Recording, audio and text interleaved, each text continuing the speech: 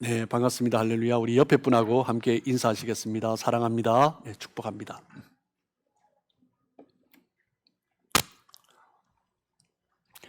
네, 사도행전 3장 말씀에는 안전뱅이였다가 치유받은 그 사람의 이야기가 계속 이어지고 있습니다. 오늘 본문에 보면 베드로와 요한으로 말미암아 안전뱅이였다가 약 40년간 안전뱅이였죠. 그런 가운데 벌떡 일어나서 자신의 인생 가운데 처음으로 걷고 뛰고 그리고 이제 하나님을 찬양하는 그러한 은혜가 있었습니다. 3장 11절 오늘 본문 말씀을 보시면 나은 사람이 베드로와 요한을 붙잡으니 모든 백성이 크게 놀라며 달려나가 솔로몬의 행각이라 불리우는 행각에 모이거늘. 나은 그 사람이 30년간 약 30년간 성전에서 구걸을 하던 그 사람이 이제 벌떡 일어나서 일단 걷고 뛰고 하나님을 찬양하고 이제는 다시 베드로와 요한에게 돌아와서 베드로와 요한을 붙잡았습니다. 붙잡았다라는 말이 너무나 중요합니다. 그래서 오늘 설교 제목도 내가 붙드는 것이라고 정했는데 베드로와 요한을 이 사람이 붙잡았습니다. 이 사람은 왜 베드로와 요한을 붙잡습니까? 베드로와 요한을 통해서 은혜를 체험했기 때문입니다. 자신의 인생 가운데 자신의 인생을 변화시킨 그 놀라운 은혜를 체험한 거죠. 그렇기 때문에 붙잡은 것입니다.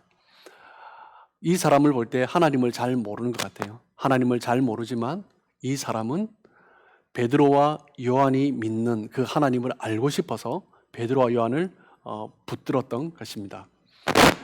이제까지 이 사람의 인생을 보면 다른 사람에 의해서 다른 사람에 붙들려서 부축을 받아서 성전 미문 앞에 와서 앉아서 매일 구걸하는 사람을 살았는데 이제는 그런 수동적인 인생이 아니라 자기가 원하는 것을 이제 붙잡는 그 시작이 된 것입니다. 많은 사람들이 기적을 경험하고 은혜를 경험할 때 혼자서 하는 경우가 잘 없죠. 처음에 시작할 때 다른 사람들의 도움을 받기 마련입니다. 다른 사람들의 도움을 통해서 우리의 신앙이 더욱더 굳건해지는 그런 은혜들을 다들 여러분 경험하셨을 것입니다. 혼자 할 수 없는 것이 두 가지가 있는데 그것은 바로 사랑과 신앙생활이다라고 그렇게 말을 합니다. 여러분이 가장 먼저 사랑의 감정을 느꼈을 때가 언제입니까? 많은 우리가 잘 몰라도 대부분의 사람들이 처음에 엄마 가슴에 안겨서 그 포근함을 느꼈을 때 그때부터가 아닐까. 조금 더 성숙한 어렸을 때부터 성숙한 분이었다면 뭐 뱃속에서부터 그 사랑을 느끼신 분도 있을 수 있을지 모르겠습니다. 어쨌든 우리는 사랑을 언제 느낍니까? 사랑의 감정은 누군가의 관계를 통해서 가족이든지 연인이든지 또 다른 어떤 사람이든지 다른 사람과의 관계를 통해서 우리는 사랑을 경험합니다. 사랑은 결코 책으로 배울 수 있는 것이 아닙니다. 많은 책에서 사랑을 이야기하지만 사랑은 그렇게 배워지는 것이 아닙니다. 사랑은 누군가의 관계를 통해서 경험을 통해서 배우는 것이죠. 게리 체프만의 유명한 책이죠. 5가지 사랑의 언어라는 책이 있습니다. 이 책에서 말을 하는 것은 각 사람마다 자기에게 있는 고유의 사랑의 언어가 있다라는 거죠. 첫 번째 가장 중요한 언어가 있고 그 다음에 어떠한 언어가 있습니다. 5가지 사랑의 언어를 소개해드리면 첫 번째는 인정하는 말입니다. 격려하는 말이죠. 누군가로부터 격려를 받고 인정하는 말을 통해서 내가 사랑받고 있다라고 느끼는 거죠. 두 번째는 사랑한다면 말로만 할 것이 아니라 집안일을 분담해 주거나 청소를 해준다든지 남성 성도의 경우에 차를 끓여준다든지 또한 아내도 마찬가지죠. 서로가 서로에게 무언가를 섬길 때 우리는 사랑받고 있다라고 느끼는 것입니다. 네.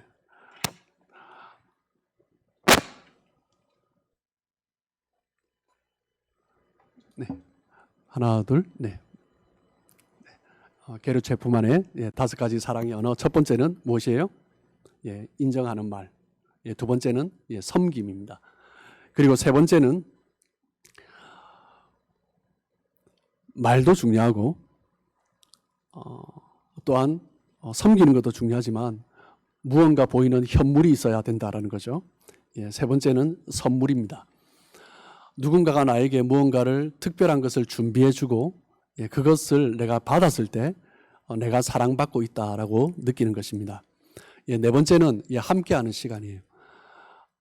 나와 함께 시간을 보내지 않으면 어떤 사람의 경우에는 아무리 말을 해도, 사랑한다 말을 해도, 칭찬을 해도, 선물을 해도, 열심히 봉사를 해도, 청소를 하고 설거지를 해줘도 그 사람과 함께 앉아서 대화를 하면서 보내는 시간이 없다면 나는 사랑받고 있다라고 느끼지 못하는 거죠.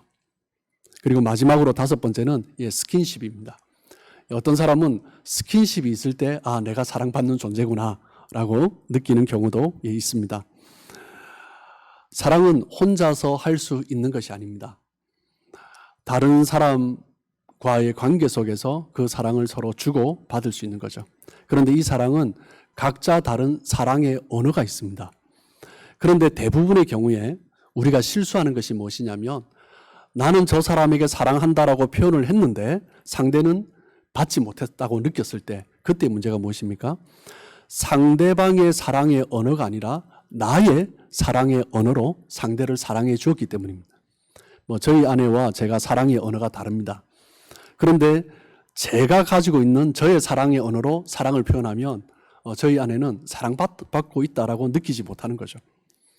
그래서 많은 사람들이 이 사랑에 대해서 서로가 오해가 생기는 것입니다.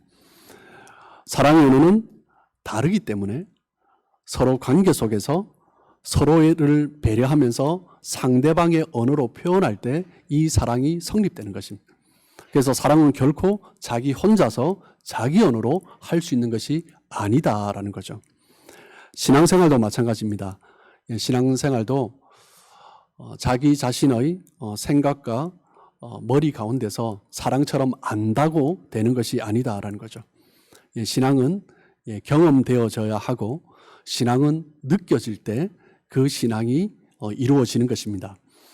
신앙은 하나님과의 관계 속에서 신앙생활이 시작되지만 신앙의 성숙은 공동체 안에서 점점 성숙해져 가고 공동체 안에서 신앙이 바로 설 수 있는 것입니다. 혼자서 말씀을 읽고 혼자서 기도를 겨우 해도 자기 하나 지켜가기가 참 쉽지 않습니다. 저희 부부가 경험을 한 것이 저희가 방글라데시 저희 아들이 한 5살 때쯤에 한 1년 몇 개월을 단기 선교사로 다녀왔는데 그때 예배도 방글라어 예배를 드리고 그러면서 처음에는 잘 알지 못하죠. 그때 저희 스스로가 각자의 삶 가운데서 가정 안에서 신앙을 지켜가야 하는데 공동체 없이 신앙을 지키는 것이 목사지만 선교사지만 참 쉽지 않다라는 것을 정말 절실하게 경험했습니다. 어떤 사람은 교회 생활을 하면서 이런저런 이유로 상처를 받았다고 혼자 신앙생활 하겠다라고 이야기하는 사람이 있습니다. 어떤 사람은 가정에서 예배하면서 지내겠다라고 하기도 합니다. 하나님은 그의 백성들에게 이 모든 계명을 2가지로 요약해 주셨습니다. 구약 모세 오경에도 마찬가지고요. 예수님의 복음서에도 마찬가지입니다. 그 2가지가 무엇이에요? 하나님을 사랑하고 이웃을 사랑하는 것입니다. 그래서 신앙생활은 이 2가지가 세워져야 하는 거죠. 이웃과 단절되어질 때 하나님은 자신의 편견 속에서 자기가 만든 하나님이 되는 것입니다. 하나님을 자신의 관념 속에서 과두어 버리고 이것이 나의 하나님이다라고 생각하는 거죠. 교회와의 관계를 단절하고 혼자 신앙생활을 하려는 사람은 하나님을 자신의 편견 속에 가두는 거죠. 자신의 상처 속에서 그 하나님을 가두어 놓고 자기 자신이 가지고 있는 그 문제 하나 해결하지 못하는 하나님으로 말을 하고 있는 것입니다. 다른 말로 표현하면 하나님이 없는 거죠. 하나님이라는 존재는 있는데 그 하나님이 하나님 그 본체가 아니라 내가 생각하는 하나님을 그려놓고 하나님이라고 섬기고 있는 것입니다. 그 관계가 없다면, 이웃과의 관계가 없다면 신앙생활도 온전히 할 수 없다라는 것입니다. 그렇기 때문에 공동체 안에서 신앙생활은 경험되어지고 공동체 안에서 느껴질 때 진짜 하나님을 섬기는 것이다라고 할 수 있는 거죠. 코로나 기간 동안 우리가 함께 모이지 못하면서 많은 사람들이 영적으로 갈급해하고 목말라하고 함께 소리쳐 기도하고 찬양하고 그것을 좀 그리워하는 분들이 있습니다. 정상적인 거죠. 그렇다면 영적으로 살아있다라는 것입니다. 그런데 이 코로나 기간 동안 혼자서 충분히 신앙생활을 할 수 있다. 혼자서 생활하는 것이 너무 좋다라고 하시는 분들의 특징은 무엇이냐면 두 가지 중에 하나입니다. 첫 번째는 자기 자신이 하나님으로 온전히 충만하거나 아니면 두 번째는 하나님 없이 살아가는 거죠. 그러면 하나님 없이, 공동체 없이 하나님께서 원래 말씀하신 그 하나님이 아니라 내가 생각하는 그 하나님을 가지고 신앙생활을 하는 것입니다. 오늘 본문 40년 동안 안전뱅이였다가 일어난 이 사람은 베드로와 요한을 붙들었습니다. 이제부터 이 사람의 인생이 달라지는 거죠. 우리 인생은 내가 무엇을 붙들고 있느냐, 그것에 따라 달라지는 것입니다. 내가 붙드는 것, 인생이 붙드는 것, 그것이 나를 지탱해 주는 것입니다. 그렇기 때문에 우리가 무언가를 확신한다면, 그것이 바른 진리라면 그것을 굳게 붙들 수 있어야 하는 것입니다. 나은 사람이 베드로와 요한을 붙듭니다. 그리고 사람들이 그 사람을 보면서 모여들기 시작합니다. 그러자 그 관심이 이 안전뱅이였다가 나은 사람이 아니라 이제 베드로와 요한에게 쏠리기 시작합니다. 그때 솔로몬의 행각이라는 곳에서 베드로의 두 번째 설교가 시작됩니다. 사도행전 3장 12절입니다. 베드로가 이것을 보고 백성에게 말하되 이스라엘 사람들아 이 일을 왜 놀랍게 여기느냐, 우리 개인의 권능과 경건으로 이 사람을 걷게 한 것처럼 왜 우리를 주목하느냐. 하나님이 하신 일이다. 그것 때문에 놀라지 말라. 베드로와 요한은 자기 자신들을 숨기면서 하나님만을 드러내고 있는 것입니다. 13절 말씀을 보시면 아브라함과 그 이삭과 야곱의 하나님 곧 우리 조상의 하나님이 그의 종 예수를 영화롭게 하셨느니라. 하나님이 하셨느니라. 하나님이 예수 그리스도를 영화롭게 하시고 이 모든 일을 이루셨다라는 거죠. 이어서 보시면 너희가 그를 넘겨주고 빌라도가 놓아주기로 결의한 것을 너희가 그 앞에서 거부하였으니. 베드로는 하나님이 보내신 예수를 그 유대인들이 거부하고 죽였지만 하나님이 다시 살리셨다라는 것을 증거하고 있죠. 하나님이 살아나셨다라는 것입니다. 그들이 죽인 그들의 죄로 말미암아 십자가에 못 박힌 그 그리스도께서 다시 살아나셨다라는 거죠. 그 이야기는 무엇을 의미합니까? 세컨 찬스가 있다라는 것입니다. 그 죄인들에게 두 번째 기회가 있다라는 거죠. 베드로는 자기 자신은 이 일의 증인이다라고 이야기하고 있습니다. 안전뱅이였던 사람이 베드로와 요한을 붙들었다면 베드로와 요한은 예수 그리스도를 붙들고 있는 거죠. 인생은 무엇을 붙잡느냐에 따라 결정되는 것입니다. 이제 베드로는 죽음에서 부활하신 예수님을 붙들었습니다. 그렇기 때문에 더 이상 어떤 상황 가운데서도 두려움을 느끼지 않습니다. 흔들리지 않습니다. 그 전에는 예수님을 따랐지만 하나님의 아들 예수 그리스도를 붙든 것이 아니라 자기들이 생각한 예수를 붙들었어요. 그러자 예수님께서 십자가에 못 박힐 때 그들은 다 흔들렸죠. 다 떠나는 것입니다. 내가 하나님을 믿고 있다 할지라도 내가 생각하는 하나님이 아니라 하나님 그 자체를 붙들 수 있어야 하는 것입니다. 이슬람의 고전 신바드의 모험이라고 여러분 다들 잘 아시는 이야기죠. 그 이야기에 보면 이제 신바드가 배를 타고 가는데 그 일행이 어느 한 섬에 도착을 했습니다. 그 섬에 그 앵커를 내렸습니다. 그런데 나중에 보니 그 섬이 흔들립니다. 그 섬이 어떤 섬이었죠? 고래였습니다. 여러분, 우리가 붙드는 것이 흔들리면 우리 인생이 다 흔들립니다. 어떤 사람은 돈을 붙듭니다. 돈이 힘이다, 돈이 능력이다, 돈이 모든 것을 할 수 있다. 여러분 그렇습니까? 그렇지 않죠. 그러면서 흔들리고 풍지박산되는 인생이 얼마나 많은지 모릅니다. 어떤 사람은 다른 사람을 붙듭니다. 남편을 붙들고 아내를 붙들고 여전히 부모를 붙들고 자녀들을 붙들고, 어떤 사람은 어떤 남자 가운데 그런 경우를 봤어요. 아내와의 관계 속에서 흔들리니까 어떻게 해야 될지 자기 자신을 주체를 못하는 사람이 있습니다. 어떤 여자분은 남편과의 관계가 흔들리니 아무것도 하지 못하는 사람이 있습니다. 어떤 사람은 자녀와의 관계가 흔들리니 모든 것을 잃은 것처럼 낙심하고 낙담하는 사람이 있습니다. 부모가 자기 자신을 이끌어줬는데 어느 순간부터 이끌어주지 못하면 아무것도 못하는 사람들이 있습니다. 사람을 붙들면 결국 그 인생도 흔들리게 되는 것입니다. 어떤 사람은 자기 자신을 붙들고 살아가는 사람이 있습니다. 요즘 세대들이 요즘 이야기도 아니죠. 좀 한참 된 것 같아요. 욜로라고 합니다. 인생은 한 번밖에 없다라는 거죠. 한 번밖에 없는 인생, 즐기자라는 것입니다. 무엇이 중요한 거예요? 나 자신이 중요한 것입니다. 내가 느끼는 것이 중요하고 내 감정이 중요한 것입니다. 내가 중요한 거죠. 어떤 사람은 같은 개념인데 다르게 나만 정신을 똑바로 차리면 무엇이든지 할 수 있다라고 이야기하는 사람이 있습니다. 여러분 그렇습니까? 아니요. 우리 인생은 다 흔들립니다. 인생이 기준이 되는 사람, 자기 자신이 기준이 되는 사람, 물질이 기준이 되는 사람, 다른 사람이 기준이 되는 사람, 그것을 붙들고 살아가는 사람, 그 삶의 결론은 허무고 갈등이고 절망이고 신바트의 모험처럼 당황하게 되는 것입니다. 내가 붙들고 있는 것이 돈이든 사람이든 나 자신이든 이 세상에 있는 것은 그 어떤 것도 안전한 것도 없고 그 어떤 것도 영원한 것이 없는 것입니다. 믿을만 하지 못한 것을 의지하며 붙들렀을 때 결국 나 자신도 함께 흔들리고 붙들리고, 그 붙들린 것에 대해서 끌려가면서 내가 내 자신을 제어하지 못하는 그런 인생이 되는 것입니다. 베드로와 요한은 예수님을 붙들었습니다.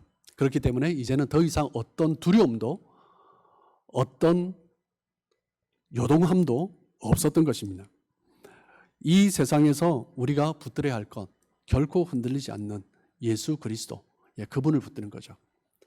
베드로와 요한은 그 예수 그리스도의 이름을 붙들었습니다.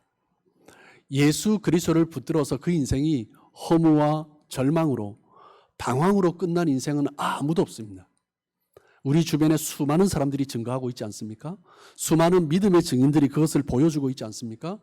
다른 것을 붙들었을 때 허무하고 낙담하고 절망하는 사람은 무수히 봤지만 예수 그리스도를 붙들어서 절망하고 낙담하고 허무 가운데 그 인생을 마무리하는 사람은 아무도 없습니다. 예수님을 붙드는 사람은 결코 흔들리지 않습니다.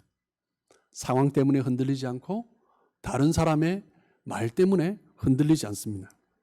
그렇기 때문에 그 사람은 다른 사람들을 관용할 수도 있습니다. 그 사람은 어떤 환경이든지 쉽게 넘어갈 수 있습니다. 뭐 때문에요? 나는 그것 때문에 흔들리는 사람이 아니기 때문이죠. 베드로와 요한도 그 유대인들을 향하여서 관용하는 것을 보게 됩니다. 뭐 때문에요? 예수님을 붙들었기 때문이죠. 3장 17절입니다. 형제들아 너희가 알지 못하여서 그리하였으며 너희 관리들도 그리한 줄 아노라. 베드로는 그 유대인들을 향하여서 너희가 알지 못했기 때문에, 예수님이 어떤 분인지 알지 못했기 때문에 그를 십자가에 못 박아 죽였다라고 말을 하고 있습니다. 여러분, 유대인들이 몰랐습니까? 아니요. 그 중에 많은 사람들이 호산나 호산나 외쳤던 사람들입니다. 그런데 그들은 결정한 거죠. 무엇을요? 내가 믿는 메시아는, 내가 생각하는, 우리가 생각하는 그 메시아여야 한다라는 것입니다. 전통이라는 편견 속에 가두어 놓고 그 위에 이외의 것은 받지 않기로 결단을 한 것입니다. 이사야 53장에 예언된 그 고난받으시는 메시아의 모습은 거절하는 것입니다. 지금도 유대인들은 그 53장, 이사야 53장의 그 메시아의 본문을 해석을 하지 않고 그냥 넘어가죠. 무엇 때문에요? 우리가 원하는 메시아가 아니거든요. 그 인생들을 향하여서 베드로는 다시 한번 기회를 주고 있는 거죠. 아니, 하나님께서 주신 기회를 다시 한번 선포하고 있는 것입니다. 그들에게 회개하라라고 말을 하고 있습니다. 3장 19절입니다. 그러므로 너희가 회개하고 돌이켜 너희 죄 없이함을 받으라. 너희가 회개하고 돌이키면 너희 죄를 없애주시겠다. 어떤 죄요? 예수님을 십자가에 못 박은 그 죄도 없이 해주시겠다라는 것입니다. 이같이 하면 새롭게 되는 날이 주 앞으로부터 이를 것이요. 하나님 앞에 회개하면 하나님은 어떤 사람이라도 어떤 인생이라도 새로운 삶을 허락해 주십니다. 우리가 너무나 잘 아시는 말씀 고린도후서 5장 17절 말씀, 많은 분들이 암송하실 텐데 같이 한번 우리 또 작은 소리로 읊조리면서 한번 암송하고 한번 읽어볼까요? 자, 시작. 그런즉 누구든지 그리스도 안에 있으면 새로운 피조물이라. 이전 것은 지나갔으니 보라 새 것이 되었도다. 그리스도 안에 있으면 누구든지 이전 것은 지나갔으니 새 것이 되었다라고 말씀하십니다. 우리가 죄인일 때 예수님은 우리의 죄를 위해서 십자가에 못 박혀 죽으셨습니다. 우리의 죄 때문에 십자가에서 죽으신 거죠. 그런데 그 예수 그리스도를 믿기만 하면 내가 예수님을 십자가에 못 박은 그 죄인이라 할지라도 그 예수님을 믿기만 하면 그때부터 새로운 삶을 주시겠다라고 약속해 주십니다. 사도행전 3장 20절입니다. 또 주께서 너희를 위하여 예정하신 그리스도 곧 예수를 보내시리니. 유대인들이 예수님을 십자가에 못 박았고 그 예수님이 죽으셨습니다.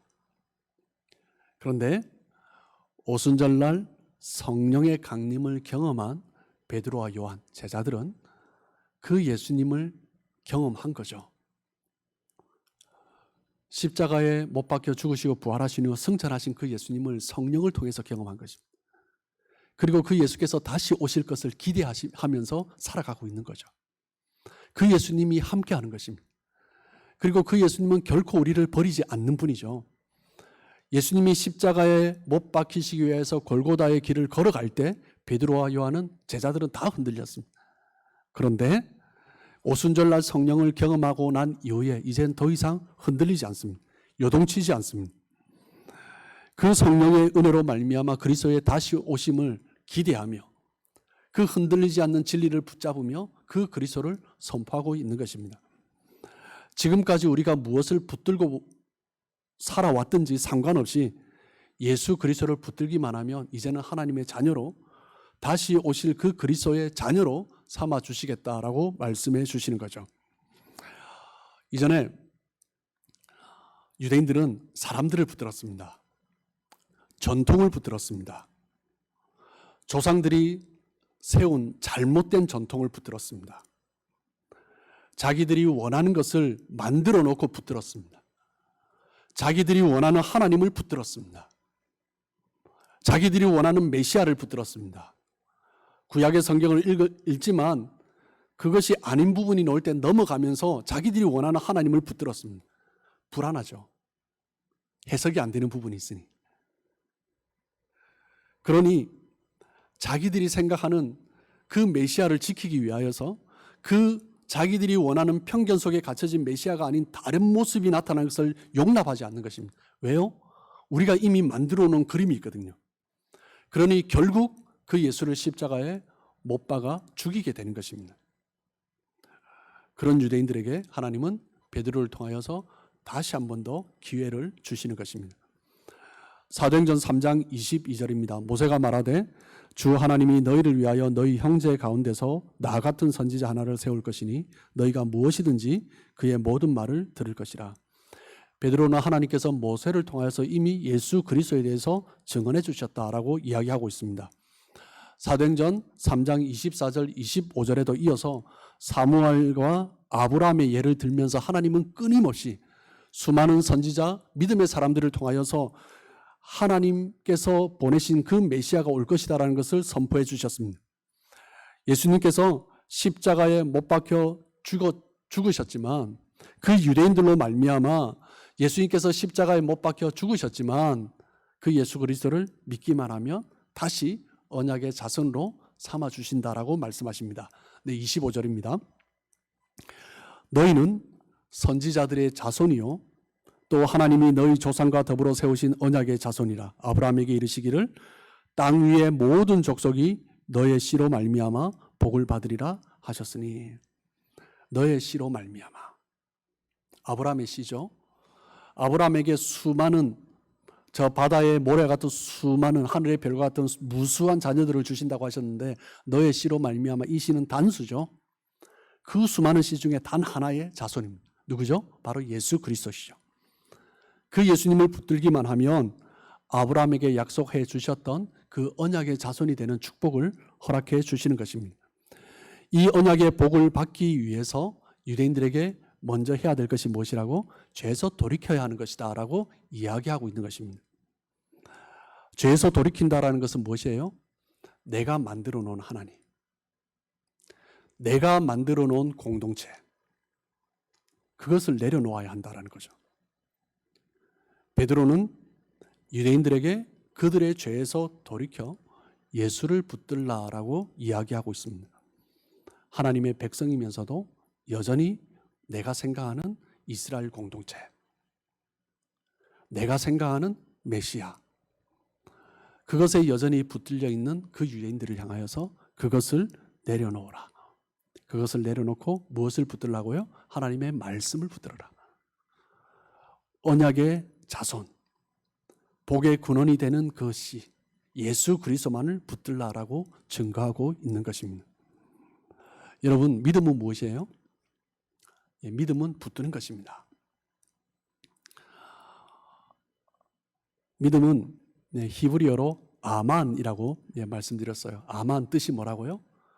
던지는 것입니다. 어린 아이가 부모에게 나를 던지고 맡기는 것입니다. 그것이 믿음이죠. 그때 어떻게 합니까? 여러분 다들 그런 경험 있으시죠? 아이를 붙들어요. 그러면 아버지도 붙들고 어머니도 그 아이를 붙들고 그 아이도 안 떨어지려고 꼭 붙듭니다. 그게 믿음입니다. 그게 신앙입니다. 믿음은 붙드는 것입니다. 이해되지 않아도 붙드는 것입니다. 어떤 상황에도 붙드는 것입니다. 그 믿음을 가지고 있는가 없는가, 성경에서 가장 잘 보여주는 예가 있습니다. 누굽니까? 믿음의 아버지, 아브라함이죠. 아브라함의 믿음을 가장 잘 보여주는 것은 창세기 12장의 말씀입니다. 12장 1절 말씀을 보시면 여호와께서 아브라함에게 이르시되 너는 너의 고향과 친척과 아버지의 집을 떠나 내가 내게 보여줄 땅으로 가라. 아브라함은 목적지를 모릅니다. 그런데 떠나라고 하시는 거죠. 하나님께서 아브라함에게 보여줄 땅으로 가라라고 하신 것입니다. 결론은 모릅니다. 그런데 하나님이 떠나라 하신 거죠. 이 말씀을 받은 아브라함은 어떻게 반응합니까? 12장 4절입니다. 이에 아브라함이 여호와의 말씀을 따라갔고 롯도 그와 함께 따라갔으며 아브라함이 하란을 떠날 때 75세였더라. 이에 하나님이 여호와의 말씀을 따라갔고, 목적지는 모릅니다. 나의 인생이 어떻게 될지 모릅니다. 베드로는 십자가에 거꾸로 매달려 순교했죠. 나의 인생이 어떻게 될지 모릅니다. 하지만 하나님을 붙드는 거죠. 아브라함도 붙들고 갔습니다. 그런데 그 아브라함이 붙들고 가니 이게 뭔가 해서 롯이 따라갑니다. 베드로와 요한이 예수님을 붙들고 나아가니 그것을 옆에서 본 경험한 안전뱅이가 베드로와 요한을 붙드는 거죠. 믿음은 하나님의 말씀을 붙드는 것입니다. 40년 동안 안전뱅이였던 이 사람은 믿음의 사람, 베드로와 요한을 붙들었습니다. 롯이 아브라함을 붙든 것처럼요. 누구를 붙드느냐도 참 중요합니다. 신앙의 초기에는 다들 사람을 붙듭니다. 그렇게 신앙생활을 시작하는 거죠. 잘 모르지만 하나님을 잘 믿는 사람을 붙든다는 것이 얼마나 큰 복인지 모릅니다. 그런데 베드로와 요한이 지금 하나님의 말씀을, 그리스도를 붙들고 있지만 이들도 처음에는 그랬습니다. 예수를 붙들었지만 이들이 붙든 예수는 인간 예수였습니다. 랍비, 청년 랍비 예수였습니다. 하나님의 아들 메시아로 인식을 하지 못하고 쫓아갔던 것입니다. 그러나 하나님께서 약속하신 성령의 임하심을 경험하고 난 이후에 베드로와 요한과 그 제자들은 하나님 그 자체, 메시아 대신 그리스도 그 자체를 붙드는 거죠. 그렇게 되었을 때 어떤 어려움과 어떤 고난과 어떤 아픔이 있다 할지라도 내 인생의 목적지가, 이 땅에서의 목적지가 어딘지 모르지만 그 하나님의 말씀이 명확하기 때문에, 진리이기 때문에 끝까지 붙들고 가는 것입니다. 여러분, 믿음의 길이라고 모든 것이 평탄하지 않습니다. 예수 믿는다고 그 믿음의 삶이 어려움이 없다, 그렇지 않습니다. 예수 믿는 것 때문에 어려움도 있고요. 어떤 분은 예수만 안 믿었으면 이런 불편함, 어려움 없었을 텐데, 이런 분도 있습니다. 믿음의 삶에도 여전히 어려움이 있고 아픔이 있습니다. 불편한 것들도 있습니다. 유대인들이 하나님을 믿었지만, 하나님의 약속을 믿었지만 그들은 불편한 것이 싫었던 거죠. 어려움이 싫었던 것입니다. 그러면서 불안해지기 시작하는 거죠. 그러면서 자기들이 원하는, 자기들이 스스로 붙들 것을 만들었습니다. 점점점 세월이 흘러가면서 말씀을 붙들기보다, 하나님을 붙들기보다 내가 생각한 그것을 붙들고 있는 거죠. 이게 전통이죠. 전통이 나쁜 것이 아니라 왜곡된 전통이 나쁜 거죠. 말씀이 말하지 않는 것을 만든 것입니다. 사람의 말들 위에 세워진 전통을 붙든 것입니다. 그러면서 점점 말씀에 세워진 전통이 아니라 사람의 생각과 편견 위에 세워진 전통을 붙들면서 점점 하나님으로부터 멀어져 간 것입니다.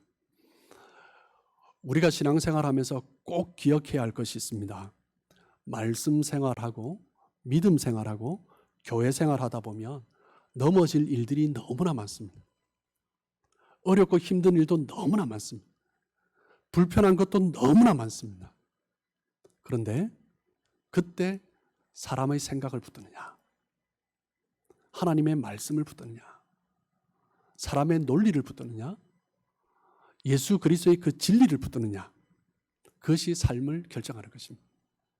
사람의 말을 붙들고 사람의 관념을 붙들고 사람의 의견을 붙들고 하면 결국 이 붙든 사람도 다 흔들리는 거죠. 그런데 그 어려운 상황 가운데서도 아무리 힘든 상황이 있다 할지라도, 불편한 것들이 가득하다 할지라도 끝까지 예수님을 붙드는 사람, 끝까지 하나님의 말씀을 붙드는 사람, 그 사람은 신실하신 하나님의 약속 가운데 결코 흔들리지 않는 것입니다. 여러분, 하나님은 좋으신 분이십니다. 하나님은 모든 것을 아시는 분이십니다. 그 하나님을 믿으십니까? 그러면 우리는 끝까지 그 하나님을 신뢰할 수 있어야 합니다. 지금 어려운 것이 있다 할지라도 하나님은 끝까지 우리에게 좋은 것을 주시는 분이다.